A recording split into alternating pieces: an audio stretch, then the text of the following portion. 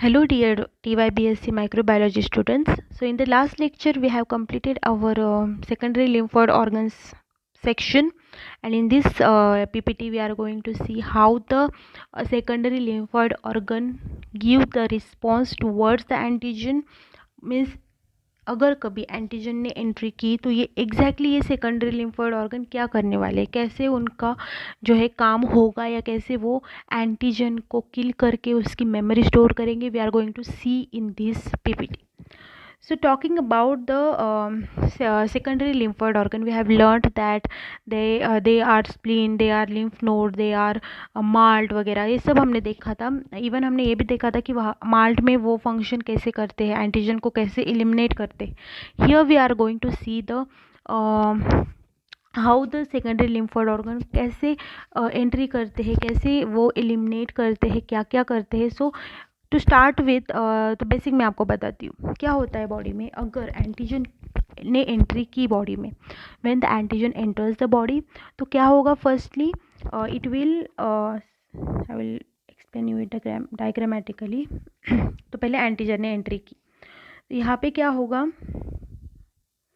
वो एंटीजन जो है सपोज उसने हमारे लिम्फेटिक सिस्टम में एंट्री की तो वो एंटीजन आएगा, उसको जो है कुछ रिकॉग्नाइजिंग मॉलिक्यूल्स रिकॉग्नाइज करेंगे, कुछ सिग्नलिंग होगा हमारे बॉडी में, कुछ प्रोटीन सिक्रीट होंगी, उसकी वजह से क्या होगा हमारे मैक्रोफाजेस हो या फिर एंटीजन प्रेजेंटिंग सेल्स हो वो एक्टिवेट हो जाएंगे.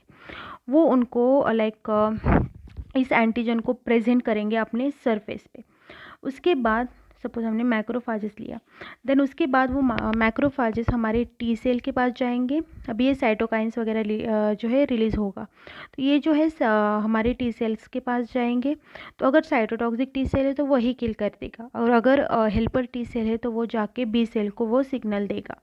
तो वो बी सेल क्या करेगी, वो एक तो डायरेक्टली भी किल कर सकती है या तो फिर वो मेमोरी सेल बनाएंगी, एंटीबॉडीज़ बनाएंगी एंड मेमोरी सेल्स बनाएंगी और उनको स्टोर करके रखेंगी सो दैट नेक्स्ट टाइम अगर एंटीजन एंटर हो तो ज़्यादा अमाउंट में और जल्दी रिस्पॉन्स जनरेट हो.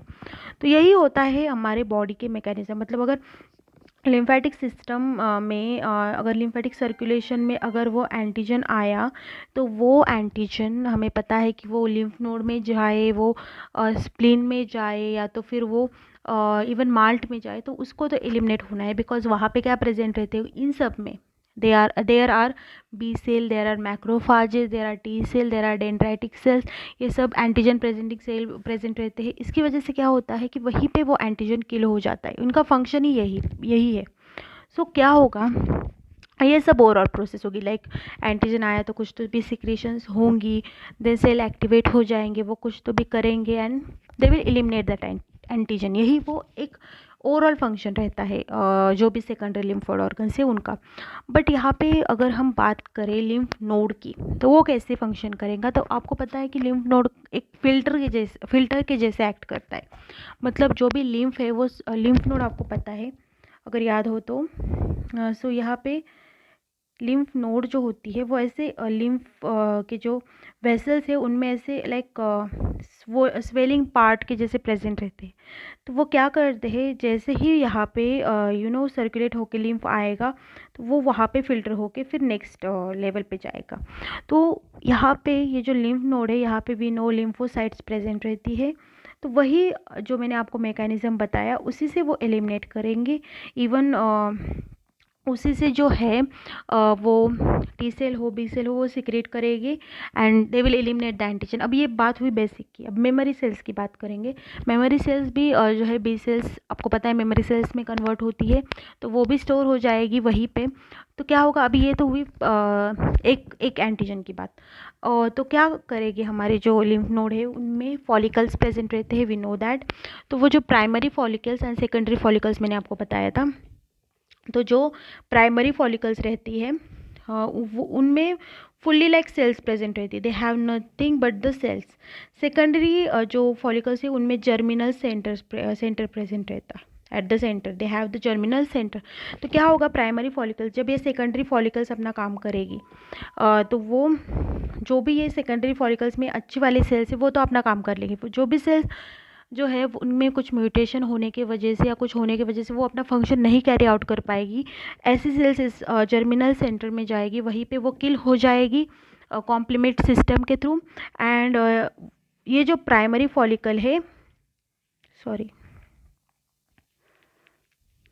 सो ये जो प्राइमरी फॉलिकल है वो अगेन ग्रो होके फिर जो है सेकेंडरी फॉलिकल में कन्वर्ट हो जाएगा with the germinal centre again. तो यही इनका काम होता है कि वो मेमोरी भी बना के रखे, एंड अकॉर्डिंगली अगर प्राइमरी मतलब सेकेंडरी फॉलिकल ने अपना काम कर लिया है, वो अभी एलिमिनेट हो चुका है, तो प्राइमरी फॉलिकल है वो अपने आप को सेकेंडरी फॉलिकल में कन्वर्ट कर लेगा and they will eliminate that antigen, और उनमें मेमोरी सेल्स भी प्रेजेंट रहती है। So this is how the lymph node is going to work. अब बात करेंगे स्प्लीन की। तो स्प्लीन जो है उसका स्ट्रक्चर इज़ लाइक हमें पता है वाइट पल्प रहता है, रेड पल्प रहता है। वाइट पल्प में they have the lymphocytes and macrophages, dendritic, they have the in the white pulp they have the T lymphocyte, B lymphocyte, dendritic cell, and in the red pulp they have the blood sinuses, along with that they have the macrophages there।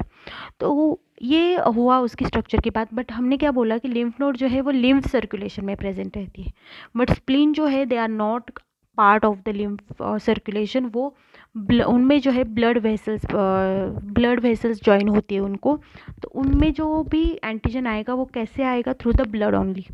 यहाँ पे वो primary, हम उसको primary lymphoid organ नहीं बोलते because वहाँ पे matured sales present रहती है, यहाँ पे सेल्स एक्टिव रहती है इसकी वजह से। बट यहाँ पे क्या होता है, इनका स्ट्रक्चर कुछ प्राइमरी लिम्फोइड ऑर्गन जैसे ही है। यहाँ पे क्या होगा, ब्लड के थ्रू जो भी एंटीजन आएंगे वो एंटीजन यहाँ पे किल होंगी। तो वो जो वाइट पल्प है वहाँ पे तो सिर्फ लिम्फोसाइट्स वगैरह प्रेजेंट रहती, बट जो रेड पल्प है वहाँ पे ब्लड साइनसेस प्रेजेंट रहती है एंड द मैक्रोफाजेस प्रेजेंट रहती है। तो यहाँ पे हम क्या मैकेनिज्म याद रख सकते हैं, दैट साइनसेस प्रेजेंट होने की वजह से जो भी एंटीजन किल होगा, जो भी उस पर प्रोसेसिंग होगी, जो डेब्रिज रहेगी एंटीजन की, या उनका इवन एंटीजन का भी ब्लड या फिर कुछ पार्टिकल्स हो वो एलिमिनेट वहाँ से होंगे। जो डेड डेब्रिज है उनको एलिमिनेट ब्लड सर्कुलेशन से किया जाएगा। तो यही होता है लाइक प्राइमरी जो सेकेंडरी लिम्फोइड ऑर्गन ये ऐसे ही फंक्शन करते हैं। और हमने माल्ट का भी देखा था, उनमें एम सेल्स प्रेजेंट रहती है। एम सेल क्या करेगी, फिर वही प्रोसेसिंग करेंगी जैसे लिम्फ नोड करते। तो हर जगह पे बिकॉज इनमें और टी सेल, बी सेल या फिर macrophages, antigen presenting sales present रहती है, इसकी वजह से इनको सेकेंडरी लिम्फोइड ऑर्गन बोला जाता है। तो यही इनका फंक्शन है और ये ऐसे ही ये रिस्पॉन्स करती है। So they generally mediate the cell mediated immune response. तो I hope you have understood this whole chapter. ये हमारे चैप्टर का एंड था and we are going to start the new chapter after this. So I hope you have understood the organs of immune system, and I will forward you the notes and also give you the assignment. Thank you.